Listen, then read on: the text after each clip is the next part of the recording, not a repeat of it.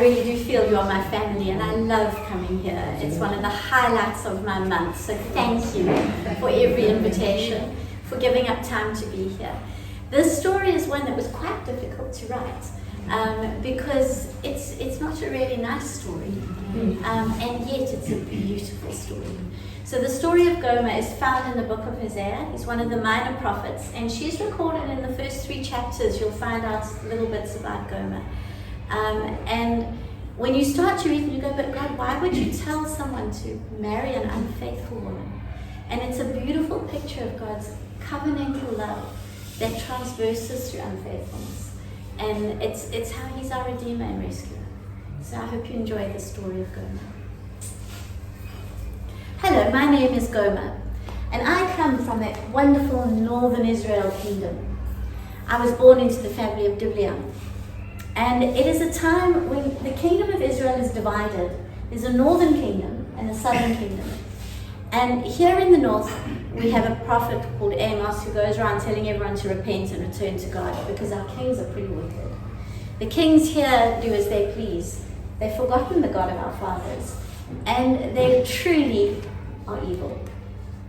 In the south, they sometimes fare a little bit better. Some of their kings have been good and some not so good. And there they have the prophet Isaiah calling them back to the Lord. But I wasn't really aware of all of this growing up. I was born, the kingdom was prospering, we were doing all right, and I was born into a family where I was loved. My father lavished attention on me. I was indulged. Anything I wanted, I could have. And I guess you could even say I was rather spoiled. I never learned to be selfless. I learned to live for pleasure, to live for what worked for me, to live for what the world could offer, and it could offer a lot. And at the time, there was a young man who started to call people back to God. His name was Hosea. He came from a really good family, quite a wealthy family. He was educated, and they were a family of status. But he was earning the name of a prophet. For he, in the tradition of Amos, was going around saying to people, come back to God. God is where our covenant lies, and in you turning away from him, you're committing adultery. What are you doing? So that was his message, and people were listening, and he was held in esteem.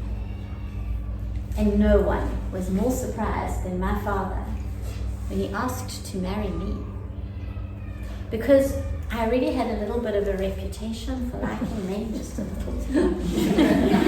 And my parents had been a little worried about me. So when this man who was godly and had status and wealth offered for my hand, it was an immediate yes. And I didn't mind. He was nice looking and he had money and he had status. What more does a girl want from marriage after all? And for a while we were really happy. He loved me. He cherished me, he treated me so well. And I floated on the wings of status and being someone in the community.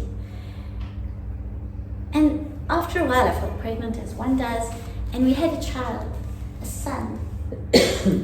And Hosea called him Jezreel, which means God scatters.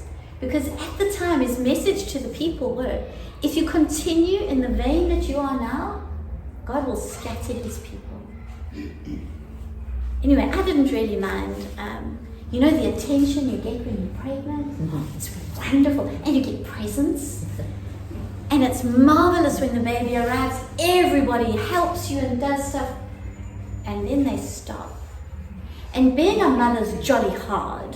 You know, I've already given up my figure. I've given up my sleep.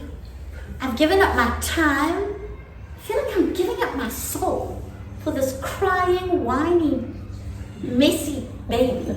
And everyone else thinks they're beautiful, and Hosea just loves his child and sacrifices willingly, and that's so irritating.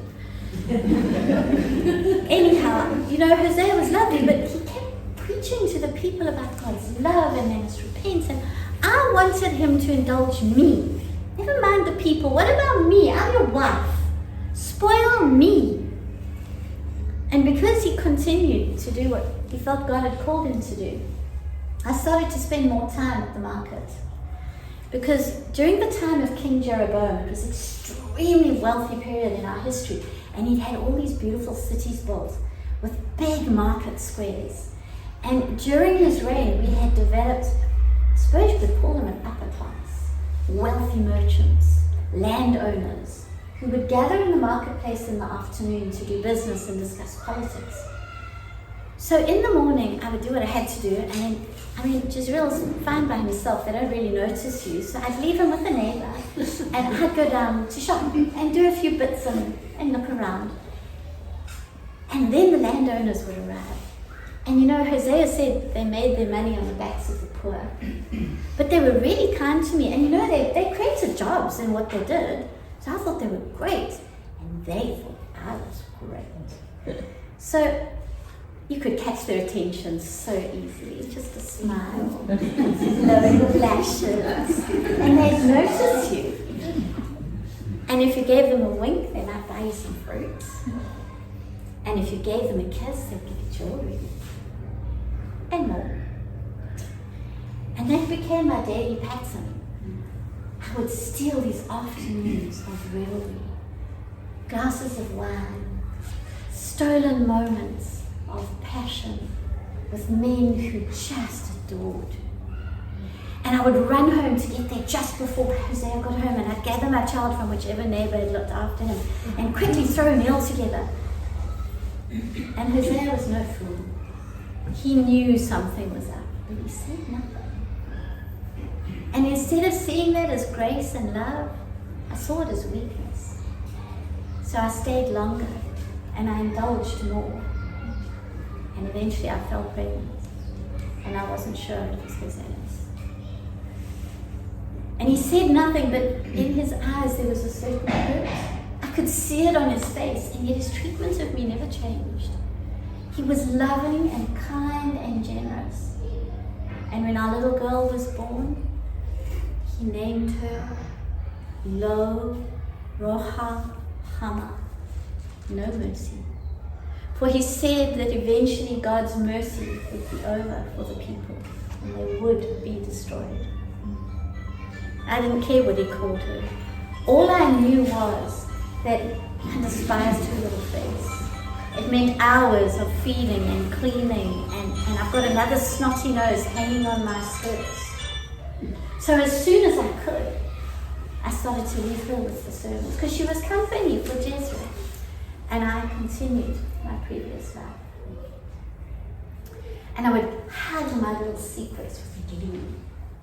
The lies rolled off my tongue as I built this second life for myself of pleasure and wine and food and illicit sex.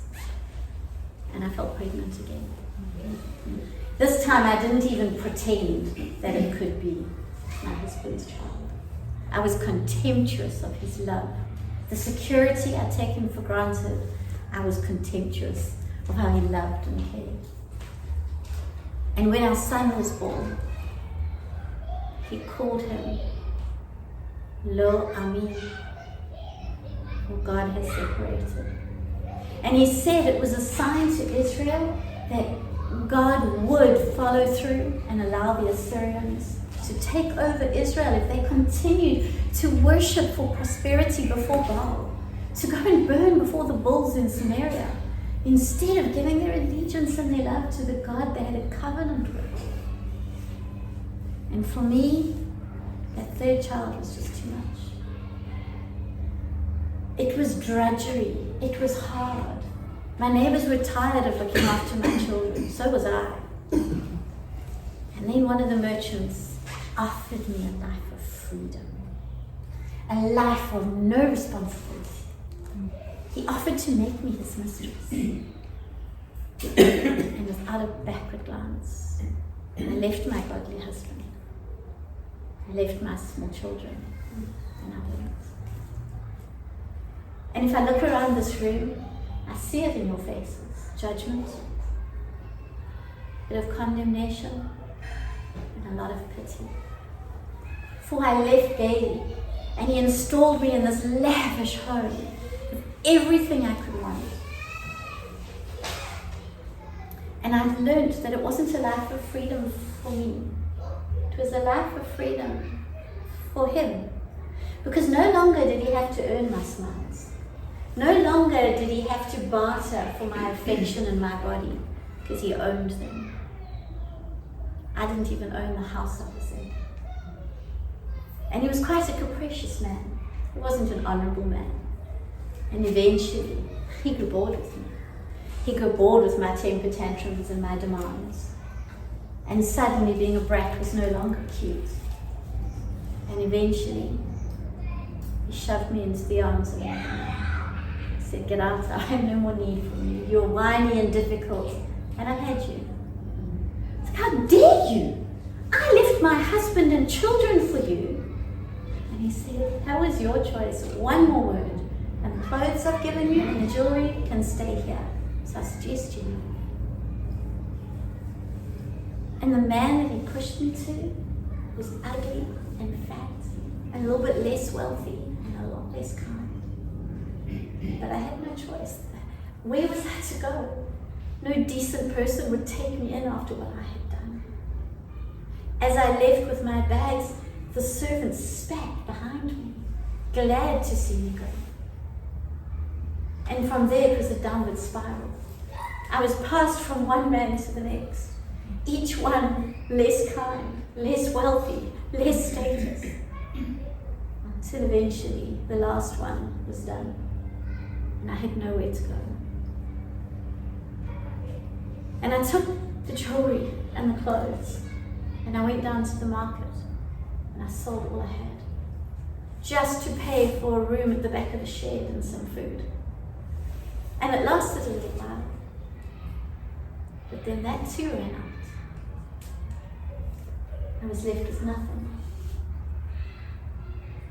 And I had two choices. I could end my life, or I could end my freedom. And so I took myself to the slave market to sell myself for at least my master could give me a house and food. And it's the lowest of the low, because not only was I at the slave market, but first up were the young and the healthy and the beautiful. And I was none of those. And there was a puddle of water, mud, and I looked into it. I thought, who's this haggard, dirty, broken old woman staring back at me?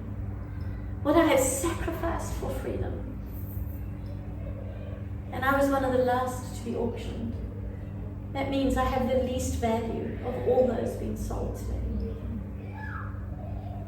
And I don't know if you've been to the slave market, but your new owner wants to see what they're buying. So you're stripped naked. And I stood there with my head hanging in shame. I couldn't lift my eyes from my dirty bare feet.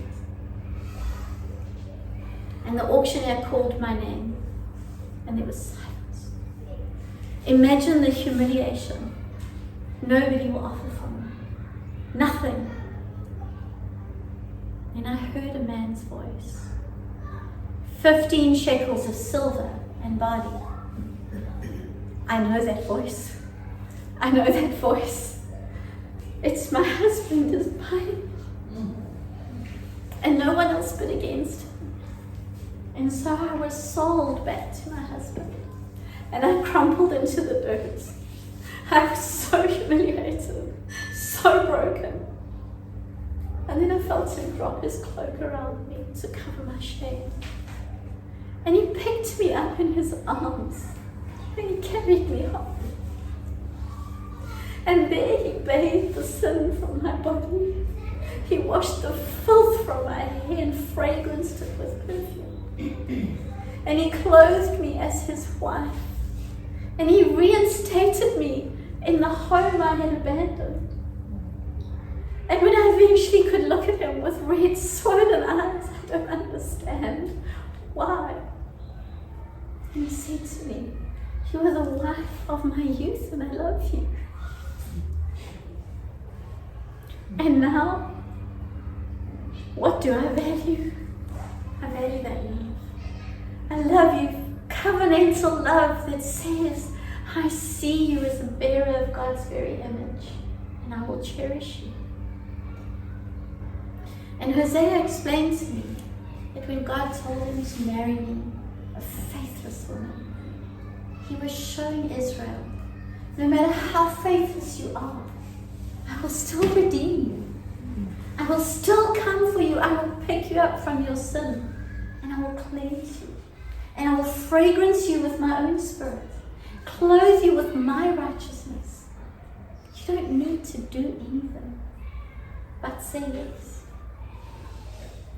And today, my friends, we have Jesus. He gave up majesty. He gave up glory so he could walk on this earth as a poor mason, as a rabbi.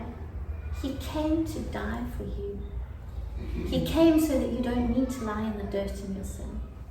You don't need to seek joy or pleasure anywhere else, because it's found in him. And all you need to do is say yes. And the message from Gomer is, God's love is eternal. His grace covers every sin you could imagine. Doesn't matter what you've done, what you've said, what you've thought, what you've chosen. God's grace is there for you, just like it was for Gomer. Thank you.